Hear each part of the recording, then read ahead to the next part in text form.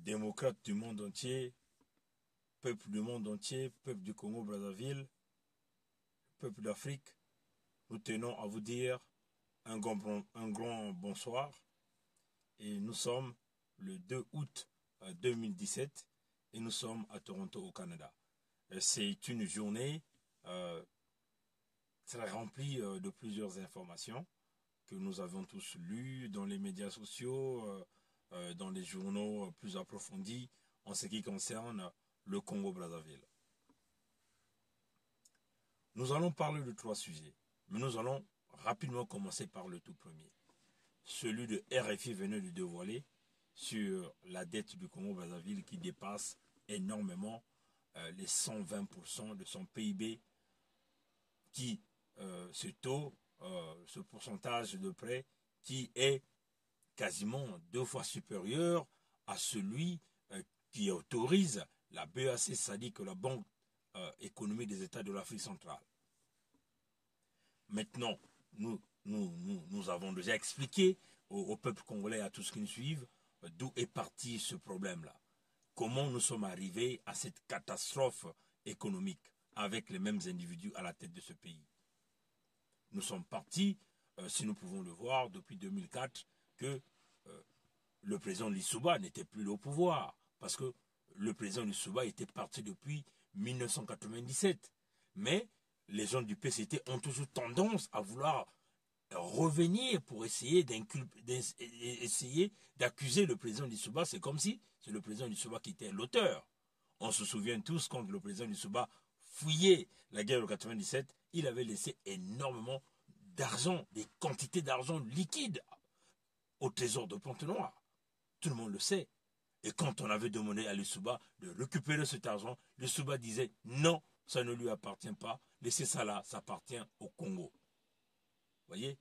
Et la première des choses, quand Sassou est arrivé, puisqu'il savait que Lissouba a laissé d'énormes quantités d'argent, il a envoyé une équipe spéciale qui est descendue à Pointe-Noire, au trésor public à Pointe-Noire, pour récupérer ses fonds. Donc, la crise, si nous pouvons dire, le début de l'apocalypse qui avait été allégé, a commencé depuis 2004 où le club de Paris estimait la dette du Congo à plus de 8,5 millions d'euros. Et en 2010, le Congo catégorisé comme le PPTE, c'est-à-dire pays pauvre très endetté, par une certaine magouille, puisque nous savons tous à l'époque, c'est M. Dominique Strauss-Kahn qui était le président du Fonds monétaire international.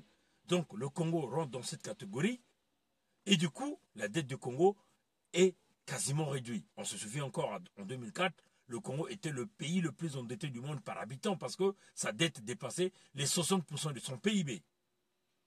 Aujourd'hui, quand nous essayons de voir la situation du Congo, 2004, la dette a été allégée. Le Congo, donc, on a sectionné 40% sur la dette du Congo. Donc, le Congo n'avait que 20% sur son PIB, ce qui nous permettait de respirer. Et puis, d'après les accords de la BEAC, Banque économique des États de l'Afrique centrale, le Congo avait donc l'autorisation de continuer peut-être à emprunter sur le marché. Mais vous savez, ceux qui broutent de l'argent comme les arachides, les Moshidoyo, je vais les répéter cette phrase, ceux qui bouffent de l'argent comme des arachides, ceux qui sont des rats, les Moshidoyo sont des véritables rats, des assoiffés d'argent. Ils hument l'odeur de l'argent, même si l'argent est caché quelque part sous la couverture, est caché sous le sol. Les Mboshidoyo ont des narines, on ne sait comment ils arrivent à suivre partout où se trouvent les traces d'argent. L'argent, une fois, le Congo, la dette a été effacée, 20% de dette repartait. On est parti de 2010 à 2013. On a redoublé la dette. Mais c'est incroyable. Alors que pendant cette période, le Congo a fait d'énormes quantités de pétrole, donc des revenus énormes. Non, mais ces gens-là ont brouté de l'argent comme de l'herbe. Ils ont brouté. Mais en fin de compte, ils sont paresseux. Deuxièmement, c'est des véritables voleurs. Troisièmement, c'est des tribalistes. Et quatrièmement, c'est des assassins, les Moshidoyo. avec leur maître Sassou Nguesso. Alors, qu'est-ce qu'ils ont fait? Ils se sont mis à endetter le Congo. À endetter le Congo. En même temps, le pétrole est en train de se faire pomper au large. Ils sont venus avec un plan de municipalisation accéléré, soi-disant financé par les Chinois. Mais ils essaient de dire que Sassou, c'est un grand baptiseur. Sassou n'a jamais rien construit au Congo. Tout ce que les Chinois vous ont construit, et tout ce que les Chinois ont construit, c'est une construction sur du sable qui est en train de s'autodétruire. C'est avec les dettes des Chinois, les prêts chinois. Et à la place, qu'est-ce qu'il a fait? Le gars a bradé le pétrole. Et de sur quoi? Il sait même encore aller s'endetter auprès des traders, c'est-à-dire les compagnies qui s'en occupent de la vente du pétrole. Il y a notamment Glencore, Trafigura, que nous avions déjà parlé de Trafigura. Si vous vous souvenez, allez-y dans ma chaîne, vous allez voir, quand nous avions expliqué le prêt que Kiki était en train de négocier avec Trafigura, parce qu'il voulait brader près de 800 millions de barils de pétrole pour une maudite somme d'argent. Vous voyez, chers compatriotes, ils sont allés s'endetter auprès des petites compagnies, des traders. Mais qu'est-ce qu'ils ont fait? Ils ont dissimulé donc la dette. Et comme d'habitude, ils sont habitués à manipuler et à mentir. Ils ont menti le monde. Ils ont menti. Ils croyaient qu'ils devaient continuer à mentir tout le monde. Mais ils ne savaient pas que le Fonds monétaire international était plus intelligent qu'eux. Il y a des économistes, il y a des gens qui réfléchissent. Ils ont badouillé sur la documentation, les comptes bancaires, les livres économiques. Ils ont tout bidouillé pour essayer d'aller encore scroquer le Fonds monétaire international pour qu'on leur donne encore des fonds. Alors là, ils ont été pris la main dans le sac. Et voilà que l'homme, le PIB, l'homme est parti s'endetter au nom du Congo. Il faut le dire ici, hein, parce que c'est très grave. C'est au nom du Congo qu'il est allé s'endetter. Donc, nous les Congolais, mais non, imaginez un peu, chers compatriotes, si cette dévaluation qu'on nous parle s'avérait vraie, vous comprenez que le Congo est dans l'hécatombe, le Congo est dans la difficulté totale, que le Congo a été vendu par Nguesso. Alors, maintenant que la situation se trouve à ce niveau, qu'est-ce qu'il faut faire? Sassou doit quitter immédiatement. Parce que nous voulons ici expliquer à ceux qui sont au Congo la gravité de la situation. Aucun pays, aucune nation, aucune banque ne peut vous emprunter de l'argent. Dans cet état-là est parti le Congo avec ces mêmes gestionnaires. Et qu'est-ce qui va arriver? Il n'y aura pas de paiement des salaires. Vous n'aurez rien. Les militaires qui sont derrière Sassou, ils n'auront plus rien. Vous comprenez? Donc ça va devenir ce que nous avions intitulé l'apocalypse économique. Quand nous sommes venus, avec cette affaire d'apocalypse économique, tout le monde nous a critiqué. Hein. On nous a crié, on nous a dit que nous étions des fous. Mais là, vous êtes dans la réalité. Vous comprenez maintenant que le fou, c'est celui qui est là au Congo, Sassou Nguesso. Vous comprenez ça maintenant? Le 19 juillet, j'avais publié une vidéo dans laquelle j'ai expliqué convenablement, avec plus de clarté, comment nous sommes arrivés à cette situation-là. Pour ceux qui ont l'habitude de nous suivre, ils comprendront que nous sommes suffisamment informés sur ce qui se passe au Congo. On vous avait parlé de la faillite du Congo le 19 juillet 2017 dans cette vidéo-là. La faillite du Congo, c'est expliqué là-dedans. C'est là où nous sommes en train de partir. Nous sommes en train de partir tout droit vers la faillite du Congo. Quand un État, une entreprise, un individu déclare faillite, ça veut seulement dire qu'il devient vulnérable auprès de ses créanciers. Les créanciers, ce sont tous ceux qui ont emprunté de l'argent au Congo-Brazzaville ou à l'individu Sassou. Donc, le Congo va devenir un pays invulnérable, c'est-à-dire, ça veut seulement dire que le Congo ne vous appartient plus. Les créanciers auront donc le droit de faire ce qu'ils veulent. Ils peuvent dire aux véhicules, aux conducteurs, tout ce qui conduit les bus, de ne plus conduire les bus. Parce qu'en ce moment-là, ils auront le monopole sur le transport. Ils auront le monopole dans tout ce qui sont, si vous voulez, les soins hospitaliers. Ils vont se décider. Ils peuvent même dire, écoutez, les gens vont partir se soigner à partir de tel âge. Vous ne pouvez rien faire parce que l'État sera faible. L'État doit. Et donc les créanciers vont donc prendre en otage le pays. La plupart du temps en Occident, pour éviter cela, les entreprises partent donc se protéger sous la justice. Mais au Congo, vous avez quelle justice? Il n'y a rien là. Il n'y a que les bandes des criminels, des gangsters qui sont là, des brigands qui sont là. Chers compatriotes, tout ce que nous vous disons, c'est maintenant là que certainement vous allez commencer à réaliser que l'apocalypse dont nous sommes en train de vous parler, nous sommes en train de partir vers la phase 4 de l'apocalypse. Et la phase 4 de l'apocalypse, ça veut seulement dire l'hécatombe des Congolais. Mais non, autrefois nous avions chanté Yombi à tout voler. Là nous avions Sassou Nguesso à tout voler. Mais il faut qu'on arrête Sassou Nguesso. Si on n'arrête pas, il faut qu'on fusille Sassou Nguesso. Il n'y a rien à faire, chers compatriotes. Parce qu'il va continuer à vous enfoncer, à vous enfoncer, à vous enfoncer dans le trou. Là encore, vous comprenez que dans sa stratégie de vol, dans sa stratégie de manipulation, il met en place une forte répression. Dans cette stratégie, ils ont donc mis des mécanismes qu'il s'agissait de faire circuler les armes, acheter les armes en Corée du Nord, acheter les armes chez les Chinois et le faire passer par le chemin Afrique du Sud, au Congo est là, et RFI vient encore de révéler les transactions des armes qui se passent en Sassou Nguesso, Joseph Kabila et certains groupes de rébellion dans la sous-région. Quand on vous dit que Sassou est un véritable danger, non pas seulement pour le Congo, pour toute la sous-région, mais là je crois que là vous êtes en train de nous comprendre, maintenant de nous comprendre, de comprendre le sens de notre combat, de comprendre d'où nous venons avec ces idées. Vous avez ces compatriotes, on vous le dit, hein. Ce que nous venons vous dire vient de loin. Ça vient d'un travail de recherche et aussi avec les aides de pas mal de nationalités qui nous aident à nous apporter ces informations. Et ces gens-là sont suffisamment informés plus que nous. Ils ont accès à de la documentation que nous n'avons pas. Et en ce moment-là, quand ils mettent la main à ces documents-là, ils nous passent ces documents et ils nous donnent l'information. Et en ce moment-là, nous venons donc vous donner cette information.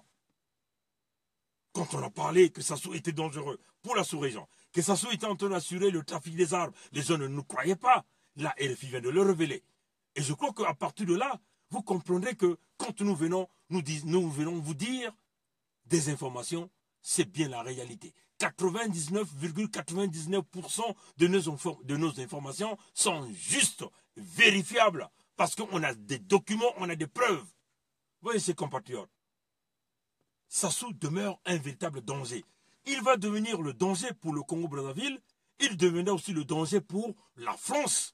Parce qu'il y a un certain nombre de politiciens français qui continuent de le maintenir. Il va devenir un danger avec ses collaborations avec des Saoudiens, avec des groupes terroristes qui vont commencer à avoir les passeports diplomatiques, comme vous le connaissez au Congo-Brazzaville. Pour avoir le passeport diplomatique, ça ne coûte rien. Et surtout que ces gens-là, ils ont beaucoup d'argent. Ils vont facilement s'acheter un passeport diplomatique au Congo. Et ce passeport-là va leur ouvrir le monde entier par Brazzaville. Donc vous comprenez que Brazzaville va être donc l'épicentre de ces gens-là, hein, des gens de mauvaise foi. Je n'ai pas envie de prononcer ce terme-là, ici-là. Vous comprenez ces compatriotes. Alors, le Congo va très mal. Là, le gars, il est dans les circuits des armes pour massacrer les populations. Parce que leur objectif est que, du point de vue financier, ils ont été bloqués, ils n'ont plus de moyens. Donc, leur seul objectif, c'est de massacrer les Congolais. La preuve en est que, ça, ce n'est pas moi qui l'ai écrit, hein. Je ne sais pas si vous avez la possibilité de le lire, mais ça, c'est un journal rédigé par l'Italie. L'Italie reconnaît, c'est pas l'Italie, hein, les Nations Unies, hein, parce que c'est écrit en italien. Allez sur mon mur, sur Facebook, je l'ai publié. Le titre, j'ai dit, l'Italie reconnaît qu'il y a génocide au Congo-Brazzaville. Sur mon mur, c'est publié. Et pour ceux qui ont des téléphones qui font la translation, on peut vous traduire ce journal-là en anglais ou en français. Vous pouvez le lire en français. On parle de 350 000 populations du département du Poul. Mais là encore, on parle du massacre, des massacres des populations. Et là, le journal s'interroge, il parle de décimation de la population. On décime les populations ici. C'est ce que le journal dit. Vous voyez? Et le journal reconnaît qu'il y a le génocide. Et l'interview de l'ambassadeur de l'Italie au Congo l'a dit ici, que la crise du Congo est un peu ignorée. Et il faut faire un effort pour que le monde entier soit au courant de ce qui se passe en Italie. Et ce qui se passe au Congo-Brazzaville. C'est l'ambassadeur de l'Italie qui le dit. Je vais le lire, je ne suis pas italien, mais je vais me démerder. C'est un journal qui a été publié le 31 août, le 31 juillet 2017. Et le titre c'est Primavera Africana. Et l'article a été rédigé par Shurki Saïd. Génocidio, il faut c'est communes in Congo-Brazzaville. On parle des fausses communes qu'on a retrouvées dans le département du Poul. Ça, ce n'est pas moi qui le dis là. Nous parlons avec preuve. Nous parlons avec preuve, chers compatriotes. Mais si les Italiens reconnaissent qu'il y a un génocide au Congo-Brazzaville, comment les Français n'arrivent pas à reconnaître qu'il y a un génocide au Congo-Brazzaville? C'est là où la question se pose. Tout le monde se pose la question. Les Italiens reconnaissent qu'il y a un génocide. Mais pourquoi la France ne le dit pas de vive voix? Alors, chers compatriotes, vous comprenez ici avec nous que nous ne venons pas pour vociférer, mais nous venons ici pour vous parler, pour vous dire de la réalité, de la situation réelle qui est en train de se passer au Congo-Brazzaville. Sassou est un véritable danger. Vous comprenez que les problèmes financiers du Congo vont engloutir l'Afrique centrale. Parce que l'Afrique centrale est liée par l'organisation qui est la CEMAC, qui est gérée par une banque économique des États de l'Afrique centrale qu'on appelle la BEAC. Donc quand l'un des pays membres est en faillite économique, ça engloutit les autres nations. Donc vous comprenez que la connexion que nous faisons, que Sassou est un danger pour la sous-région, non pas seulement pour le Congo-Brazzaville, pour la sous-région, vous comprenez là de quoi nous sommes en train de parler. Ces compatriotes, nous devons tout faire, je dis bien, nous devons tout faire pour éliminer Sassou Nguesso de là. Sassou Nguesso doit quitter. Si Sassou Nguesso ne quitte pas, le Congo sera toujours de la même façon. Mais non, maintenant là nous disons à ces généraux-là, et qui sont devenus des petits patrons avec tout un chacun d'eux, avec 20 millions de copines, ils gèrent tout un chacun un petit bureau. Ces généraux-là, vous allez le regretter. On vous le dit, hein, vous allez le regretter. Vous allez le regretter dans votre famille, même dans la 10e génération de votre famille.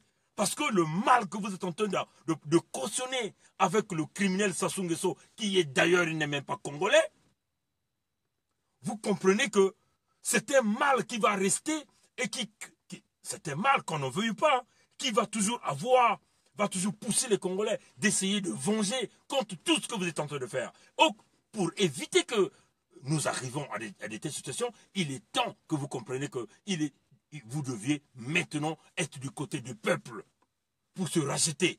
Mettez-vous du côté du peuple. Parce qu'on vous dit quand cette colère-là va descendre, chers compatriotes, les militaires congolais, quand la colère de ce peuple-là descendra, ça va être difficile pour vous de vous rattraper.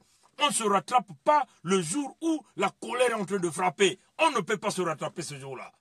Ce jour-là, ça sera la destruction. C'est maintenant ou jamais que vous devez vous rattraper.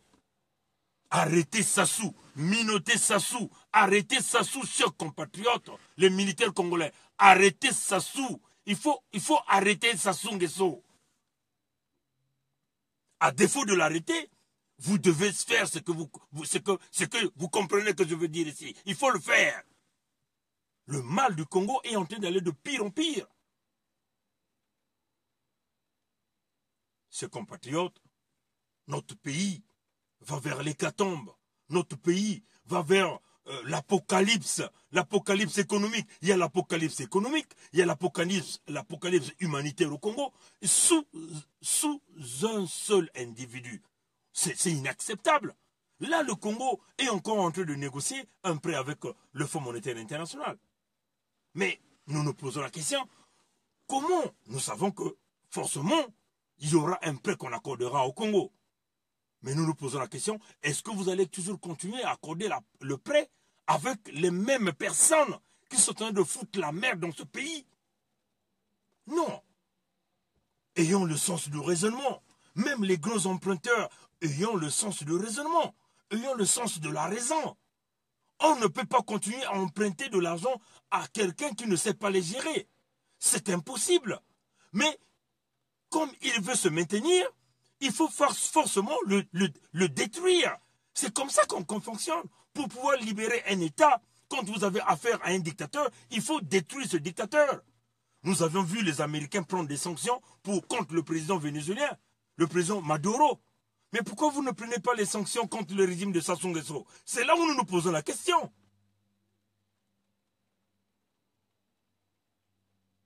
Chers compatriotes, ils ont fait leur hold-up électoral, ils ont fait leur all-Europe dans les finances du Congo, ils ont détruit le Congo, l'éducation est brisée, la santé est brisée. Et là, on nous apprend que les agents de CHU sont même en grève. Mais on croyait que c'était la directrice qui créait des problèmes là-bas. On croyait que c'était la directrice qui volait. Maintenant qu'elle a dénoncé, vous l'avez virée. Pourquoi les employés vont en grève? Alors, chers compatriotes, ayant le sens de ce combat, soyons objectifs. Ne changeons pas de cap. Notre direction est là. Moi, personnellement, je vous le dis, chers compatriotes, si on attrape Sassou, il doit passer par la guillotine. Il n'y a rien à faire. Et ça, c'est la réalité. C'est la réalité. Le mal, il a trop fait le mal. Cet homme doit être jugé, condamné et bien frappé parce qu'il a brisé des générations et des générations. Et ça, c'est inacceptable. Et là, nous posons la question, comment, puisqu'on dit toujours que le Congo est sous la France, que la France qui décide de tout, comment la France continue à protéger un homme qui est en train de commettre le génocide, qui est déjà même reconnu par les Nations Unies, qui est déjà même reconnu par tous les autres pays? On a vu des Congolais aller courir derrière le nouveau président élu français, le nouveau président actuel. Mais nous voulons voir maintenant ce qu'il va faire pour le Congo là. C'est ça que nous sommes en train de vouloir voir là. Parce qu'on ne peut pas continuer à avoir des gens qui massacrent l'économie, qui massacrent les populations. Non, c'est incroyable. Le pays là-bas, il est où?